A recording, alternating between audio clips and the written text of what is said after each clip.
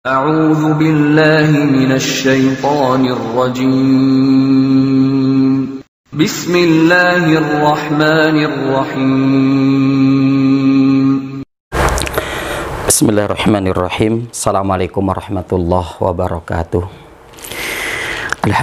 Alhamdulillahi kafa wassalatu wassalam ala nabiyil mustafa wa ala alihi wa ashabihi ahli sidqi wal wafa. Yaqulullahu ta'ala ya ayyuhalladzina amanu taqullaha haqqa tuqatih wa la tamutunna illa wa antum muslimun. Faqala Rasul sallallahu alaihi wasallam, ittaqillaha haitsuma kunta wa adbi sayyi'atal hasanata tamhuha wa khaliqin nas bi khuluqin hasanin. Kaum muslimin dan muslimat, sahabat Markas Dakwah rahimakumullah. Alhamdulillah, bersyukur kita kehadirat Allah Subhanahu wa taala. Di kesempatan kali ini Allah mudahkan kita untuk melakukan aktivitas harian kita, terutama tentunya aktivitas harian kita dalam pengabdian diri kita kepada Allah Subhanahu wa taala selaku sebagai hamba Allah, yang sehingganya apapun dari aktivitas kita selagi itu bukan kemaksiatan kepada Allah, maka bagaimana hati kita untuk selalu terhubung kepada Allah Subhanahu wa taala. Keterikatannya hati kita kepada Allah. Ya. Sehingganya jangan sampai keterikatan hati kita kepada selain Allah, ya, apalagi pada perkara-perkara duniawi, ya. Makanya sampai Imam Ibnu Qayyim Al-Jauziyah mengatakan, ya, a'dzamul musibah ta'alluqul qalbi li ghairillah. Imam Ibnu Qayyim Al-Jauziyah mengatakan musibah yang teramat besar itu adalah tatkala hati kita ketergantungan kepada dunia, ya, kepada ketergantungan hati kita kepada selain Allah. Nah, ini ternyata musibah terbesar, ya. Jadi ta'alluqul qalbi li ghairillah, ketika hati kita, ya, bersandar, bergantung kepada selain Allah. Ya, Imam Ibnu Qayyim Al-Jauziyah mengatakan ini sebagai a'dzamul musibah, sebagai musibah yang paling besar. Ya, karena akan menjadikan hati kita terampas, ya, untuk kepada selain Allah, yang kita nanti akan menjadi lelah, akan menjadi capek, ya, dan apa yang kita upayakan akan, ya, banyak tidak memberikan manfaat, ya, tidak memberikan faidah, ya. Salawat bering salam semoga tak tercurah atas Nabi kita Muhammad sallallahu alaihi wasallam, pada keluarga beliau, para sahabatnya, tabi'in, tabi'ut tabi'in, dan orang-orang senantiasa komitmen dalam menjalankan sunnah beliau sampai datangnya hari kiamat kelak. Allahumma la sahla illa ma ja'altahu sahla wa anta taj'alul hazna idza syi'ta sahla. Masyaallah muslimin, Bapak Ibu, sahabat Markas Dakwah rahimakumullah. Mudah-mudahan di majelis yang mulia ini, ya, kita untuk mengambil faidah, mengambil manfaat, mengambil satu pelajaran-pelajaran, ya, yang nanti dapat kita gunakan, kita manfaatkan untuk, ya, menjalani kehidupan kita ke depan agar benar sesuai dengan petunjuk Allah Subhanahu wa taala dan Rasulnya, ya. Insya Allah di majelis yang mulia ini kita akan mengkaji terkait dengan pelajaran surat At-Taghabun di ayat yang ke-14 sampai ayat yang ke-15. Ya, kita bacakan dulu ayatnya. A'udzubillahi minasyaitonirrajim. Bismillahirrahmanirrahim. Ya ayyuhalladzina amanu inna min azwajikum wa auladikum aduwwal lakum fahdharuhum. Ya. Wa in ta'fu wa tasfahu wa taghfiru fa innallaha ghafurur rahim. Innama amwalukum wa auladukum fitnah wallahu indahu ajrun azim. Ya. Allah Subhanahu wa taala menyebutkan pada ayat ini, wahai orang-orang yang beriman, inna min azwajikum, dan sungguhnya sebagian dari istri kalian, wa auladikum, dan anak-anak kalian, aduwwal lakum, itu nanti dapat menjadi musuh bagi kalian. Fahdharuhum, maka berhati-hatilah dari mereka. Wa in ta'fu, kalau kalian mudah untuk memaafkan, wa tasfahu, berlapang dada, wa taghfiru, ya, ya, dan memaklumi kesalahannya, ya, memaafkan kesalahannya. Fa innallaha ghafurur rahim, dan sungguhnya Allah Maha Pengampun lagi Maha Penyayang.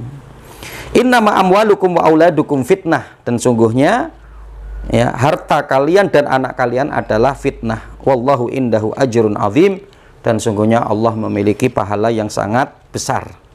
Ya. Masyaallah muslimin, Bapak Ibu, ya, sahabat Markas Dakwah rahimakumullah. Pada dua ayat ini dalam surat At-Taghabun di ayat yang ke-14 sampai yang ke-15 tentu banyak pelajaran yang bisa kita ambil. Hanya saja kita nanti akan terfokuskan, ya, terkait dengan fitnah anak, ya, terkait dengan fitnah anak, ya, yang harus menjadi apa, wanti-wanti kita, menjadi kewaspadaan kita, gitu. Yang karena masyaallah muslimin, Bapak Ibu, sahabat Markas Dakwah rahimakumullah, ya, pada ayat ini ketika Allah Subhanahu wa taala menyebutkan tentang anak di ayat yang ke-15-nya, ya, di mana langsung menyebutkan secara lugas dan tegas dan gamblang, yang artinya apa? Bahwa anak itu bagi kita akan betul-betul menjadi ujian. Ya, kalau di ayat yang ke-14-nya ketika Allah berbicara tentang istri, ya, itu masih menggunakan min azwajikum, dari sebagian mereka. Ya, meskipun juga di ayat yang ke-14-nya juga min auladikum, dari sebagian anak kalian. Tapi titik penekanannya lagi ketika nanti di ayat yang ke-15 langsung innama amwalukum wa auladukum, sesungguhnya harta dan anak kalian itu adalah fitnah untuk kalian. Gitu ya.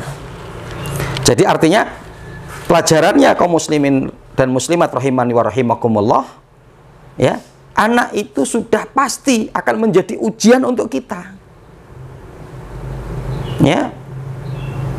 Ada pada kalanya yang dimana dia akan menguji kesabaran kita, ya, dia akan menuntut kita untuk mungkin bekerja lebih keras, gitu kan, untuk, ya, bersabar yang lebih ekstra, ya, untuk menelateni dan seterusnya, gitu. Yang artinya bahwa anak itu ketika bagi kita akan betul-betul menjadi ujian untuk semua anak kita, bukan hanya sebagiannya. Itu. Nah, maka artinya bahwa pada hal ini kita harus sudah memiliki kiat-kiat ilmu bagaimana kita untuk mewaspadai, ya, agar kita benar dalam menyikapi anak-anak kita tetap di atas petunjuk Allah Subhanahu wa taala dan Rasulnya, dan kita tidak terjerumus kepada kesalahan. Tatkala dalam kondisi Allah sudah mengingatkan kita bahwa anak itu adalah betul-betul akan menjadi fitnah bagi kita. Ya. Makanya kita mendapati kan gitu ya, banyak yang umat ini, manusia diuji dengan anak-anaknya. Ya. Anaknya yang bandel, anaknya yang mungkin melakukan pelanggaran-pelanggaran, ya, anaknya yang susah diarahkan, ya, anaknya yang sudah terjerumus kepada pergaulan bebas, ya, pada hal-hal yang Masya Allah ini menjadi satu ujian bagi orang tua, gitu ya.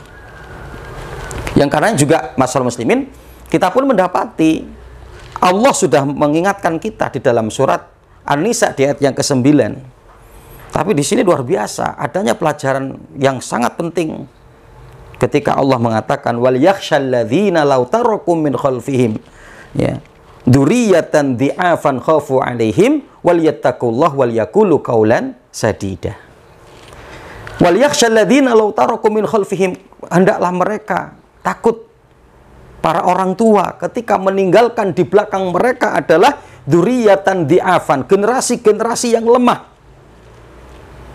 Ya, lemah mentalnya, lemah ibadahnya, ya, lemah akhlaknya, ya, lemah keyakinannya, lemah ekonominya, ya.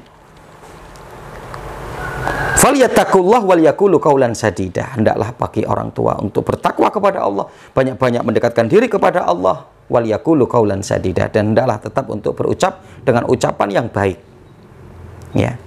Nah, menariknya kaum muslimin dan muslimat sahabat markas dakwah rahimakumullah, adanya penjelasan di kalangan para ulama di mana Allah pada ayat ini menggunakan kata wal yakhsha.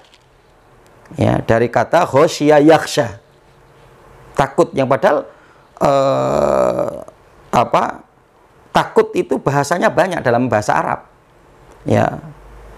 Khauf atau khofa itu juga takut. Gitu ya. Wajila, ya, itu juga artinya takut gitu ya.